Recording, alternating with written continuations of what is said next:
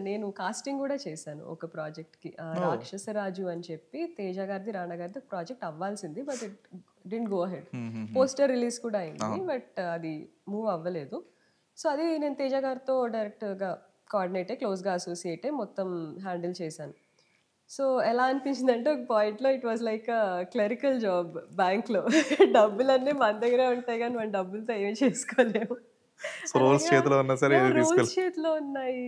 I couldn't pitch myself because వాళ్ళకొక చిన్న టర్మ్స్‌లో ఉండేది that we okay. Shouldn't act in the industry. హుహుహు. యాక్ట్ ఎనీ క్రాఫ్ట్‌లో మనం ఇన్వాల్వ్ అవ్వకూడదు. ఓకే. సో, అలా so, that was in the ఉండేసరికి agreement as well? That was in the agreement. Okay. So, అలాగా అన్ని రోల్స్‌కి నేను చూసేదాన్ని. అనిపించి అరే! మనం ఈ రోల్‌కి సెట్ అవుతాం కదా! పెట్టుకో